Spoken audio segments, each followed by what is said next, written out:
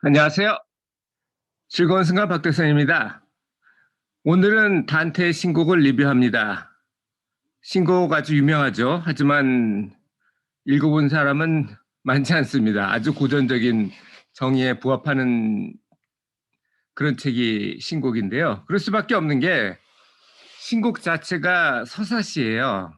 뭐 그렇게 긴 편은 아니지만 이해하기는 좀 어려울 수 있고 또 뭐 시이다 보니까 약간 다릅니다. 일반 산문하고는.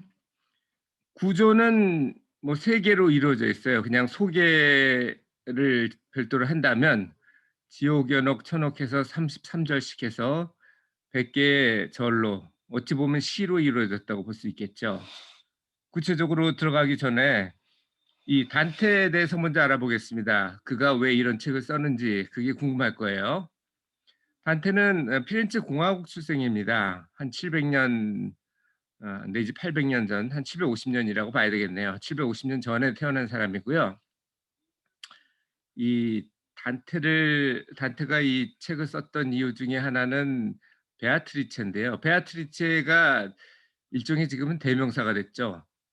이 아가씨를 9살 때 만나가지고 훅 갔다고 합니다. 첫눈에 반해서 죽을 때까지 어찌 보면 짝사랑을 한 거죠. 하지만 24살 때 죽었기 때문에 베아트리체가 실제로 이 현실에서의 짝사랑은 15년 동안 지속이 됐던 거고, 그녀가 죽은 두 해 다음에 그가 26살이 됐을 때 약혼했던 젬마와 결혼을 합니다. 저는 뭐 지금은 이해 못하겠지만 예전 같으면 그럴 수도 있었다고 생각해요. 어릴 때 약혼을 하고 공증까지 했다고 하네요. 그게 그때 당시에 뭐 사회적인 규율이었다면 어쩔 수 없었겠죠. 그는 잘 나갑니다. 30대 피렌체 협의회 회장까지 되는데 결국은 피렌체에서 내분이 생기거든요. 예, 우선은 교황파랑 황제파로 나뉘어서 싸우고 교황파가 이겼지만 교황파 내에서도 또 흑파, 백파 뭐 이런 식으로 나뉘어가지고 우리나라도 그랬잖아요. 서인이 뭐 동인서인이 갈라지고 서인이 또 노론소론으로 갈라지고 뭐 이런 식으로 됐던 것처럼 교황파가 내분되는데 불행하게도 교황 반대쪽 그러니까 교황이 밀어주지 않는 쪽의 그 대표성을 가지다 보니까 거의 뭐 한 30대 중반쯤 추방을 당합니다. 그래서 50대 중반쯤 죽는데 이 책은 신공은 죽기 몇 년 전에 쓴 책이고요. 참고로 20년 동안 해외를 전전합니다. 물론 그 전에 한번 사면령이 와요. 근데 그게 무조건 사면이 아니고 네가 잘못한 거를 인정하고 조용히 돌아온다는 조건으로 그렇게 사면이 됐기 때문에 거부합니다. 소크라테스 거부를 했죠. 그도 돌아가지 않고 그냥 타지에서 죽습니다. 하지만 죽은 지 한 700년이 된 다음에 이제 피렌체에서 그것은 잘못된 것이라고 이제 어쨌든 사후 복권을 주죠. 사실 이거는 정치적인 박해거든요. 그가 뭐 여러 가지 혐의로 기소가 되고 뭐 사형까지 구형이 됐지만 사실 그게 아니라는 거는 누구나 다 알 수 있는 상황이죠. 자, 그러면 구조를 아까 간단하게 설명한 거에 비해서 조금 더 구체적으로 설명을 하겠습니다. 뭐 간단해요. 이 사파는 지옥 편에서 나온 건데요. 지옥은 기본적으로는 어떤 역사적인 사실이나 뭐 신화 뭐 이런 것들을 기본으로 가지고 9개의 층으로 나뉩니다. 변옥부터 세욕, 폭식, 탐욕, 분노, 이단, 폭력, 사기 그리고 구층, 반역까지 이렇게 역사적인 사실들이 나오는데 이거에 대한 비판은 좀 다음 장에 할 거고요. 그리고 연옥은 역시 33절인 건 같지만 역사적인 내용보다는 좀 철학적인 내용들이 있습니다. 1층 오만부터 해서 질투, 분노, 태만, 탐욕, 폭식 그리고 7층 애호까지 한 층씩 올라가면서 이 주인공이 이 어떤 오만이라든지 뭐 애호 같은 걸 하나씩 제거하는 것이 됩니다. 그래서 결국 가는 것은 천국이 됐죠. 참고로 분노하고 탐욕, 폭식은 지옥에서도 있었는데 연옥에도 또 있습니다. 뭐 정도가 좀 약했던 모양이죠.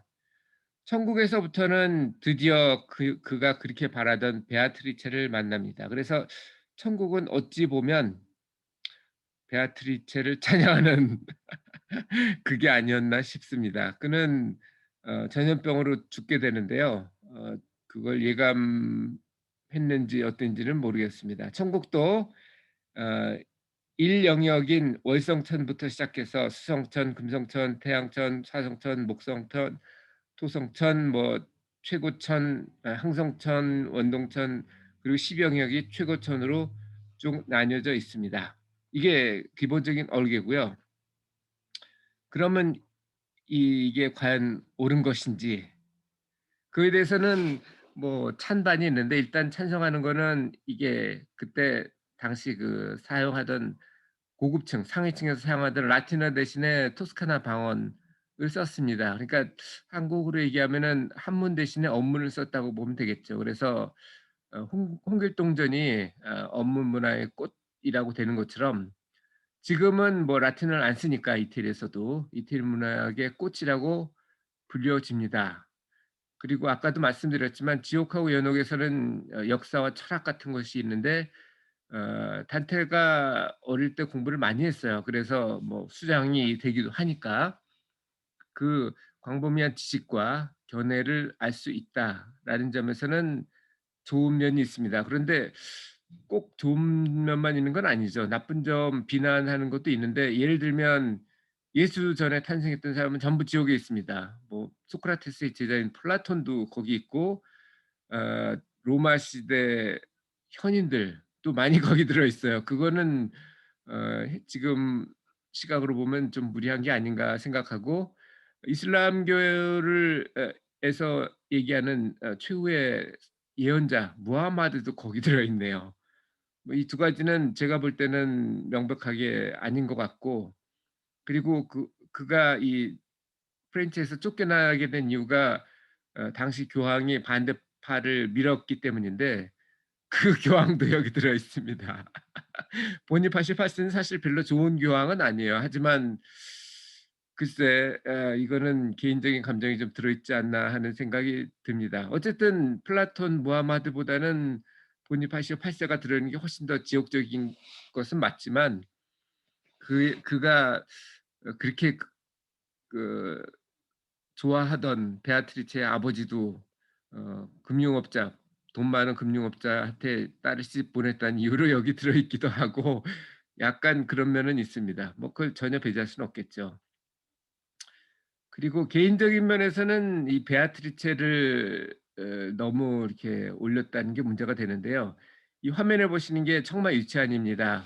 청마 유치안도 뭐 제가 좋아하던 시인이었어요. 이게 과거형입니다. 왜 그러냐 하면은 그의 뭐 깃발이라는 시도 그렇고, 그리고 행복이라는 시도 거기 보면은 나오죠. 이 친구가 아마 거제 출신일 텐데 통영인가 어디서 자기가 대학교 때 가정교사를 하던 여제자인데 그때는 과부가 됐죠. 딸 하나를 키우는 과부가 됐는데 그 여자를 기리면서 쓴 게 행복이라는 시입니다. 사랑 뭐 어쩌고저쩌고 하는데 그것만으로 봐서는 뭐 나쁠 것 같지는 않은데, 문제는 청마가 그때 당시 세 딸과 부인이 있는 유부남이었다는 거죠. 그리고 뭐 나중에 친일 행각도 일부 밝혀지긴 하는데 뭐 그건 큰 문제는 아니었다고 보고, 베아트리체처럼 이 청마도 그 과부를 사랑했습니다. 청마도 세 딸의 아버지였던 것처럼 단테도 세 아이의 아버지였거든요. 근데 젬마는 아무 데도 안 나옵니다. 그래서 언제 결혼하고 언제 죽었는지도 몰라요. 그냥 아이가 넷 있다고 나오는데 어떤 데는 셋이라고 그러는 거 봐서 하나는 혼외자인 가능성도 있죠. 근데 뭐 제가 찾아본 바로는 젬마는 세 아이를 가졌다라는 것만 있고요. 워낙 기록이 거의 뭐 750년 전 얘기라서 그렇습니다. 그래서 이것도 좀 문제가 아닌가 생각해요. 지금 같으면 그냥 이혼하고 네가 좋은 사람을 사랑하지." 왜냐하면 사랑이 죄는 아니거든요. 그런데 이게 현 최근까지는 이게 형사상의 죄였고 한국에서는 지금은 뭐 민사상의 불법 행위가 되긴 하지만 모르겠습니다. 뭐 지극한 사랑을 뜻하는 건지도 모르겠죠. 어쨌든 여기까지 였는데요. 오늘 신곡을 보면서 느낀 점이 무엇인가요? 저는 '사는 동안 잘 살아야 되겠다.'라는 걸 느꼈습니다. 제가 오늘 방금 전에 했던 게 그 스페이스X로 첫 달 여행 가는 거 신청을 했어요. 물론 뭐 된다는 보장은 없지만 제가 '언젠가는 우주 여행을 하겠다.' 3 개는 여행을 다 했습니다. 그 6 대륙을 다 했고요, 몇 년 전에. 그리고 '우주 여행도 하겠다.' 생각을 하고 뭐 정 안 되면 '우주장, 죽은 다음에 우주장을 하면 되지.'라고 생각을 했는데 사실 우주장을 가지 않더라도 지금 50억 년이 됐는데 태양계가 생긴 지 한 100억 년 정도가 되면 태양이 인제 연료를 다 소멸하고 백색 거성이 됩니다. 그러면 어 지구는 물론이고 수금지화 그러니까 화성까지 커져 가지고 삼켜진다고 해요. 그러면 결국은 제가 여행을 안 가도 50억 년 후에는 태양의 일부가 되겠죠. 그리고 그게 뭐 화성까지 겹쳐진다 그러니까 우주여행을 하는 셈이 되긴 하는데 이런 생각도 했어요 그런데. 그게 근데 그렇게 돈을 들여서 갈 것인지 우주장을 한다면. 물론 뭐 살아있는 동안 간다면 뭐 가면서 느낀 점이 있기 때문에 경험이 있기 때문에 얘기가 다르지만 죽은 다음에 가는 거는 그냥 나의 일부였던 원소들이 어 뭐 우주에 간다는 거 말고는 차이가 없는데 그것도 뭐 시간이 해결해 주잖아요. 누구나 다 화성까지 갈 수 있게 됩니다, 50억 년 후에는. 그래서 '아 이건 아닌 것 같다.' 싶어서 접었었는데 다시 또 이 여행 계획을 보고 '살아있는 동안 가는 거라면 괜찮겠다.'라는 생각을 해서 지원을 했습니다. 뭐 잘 될지 안 될지는 모르지만 그 지원하는 거 과정 자체가 또 즐거움이니까요. 저는 여행 갈 때 항상 여행 가는 거 자체도 즐기지만 여행 준비하는 걸 즐깁니다. 보통 한 1년 전부터 론리 플래닛 같은 걸 보고 어디를 갈 건지 어떻게 갈 건지 무엇을 할 건지 이런 걸 다 정하거든요. 실제로 여행 가는 거는 뭐 5주 이내 내외 정도이기 때문에 길지 않은데 그전에 1년 동안 준비하는 과정이 또 나름대로 즐겁습니다. 이것도 2023 년에 간다고 그러니까 뭐 그렇게 한다면 한 2년 정도는 즐길 수 있겠네요. 뭐 가면 좋고 안 가도 남는 거죠. 그런 걸 안 할 이유가 없겠죠. 자 여러분도 신곡을 읽으면서 느낀 점이 무엇인지 한번 생각을 해 보시고요.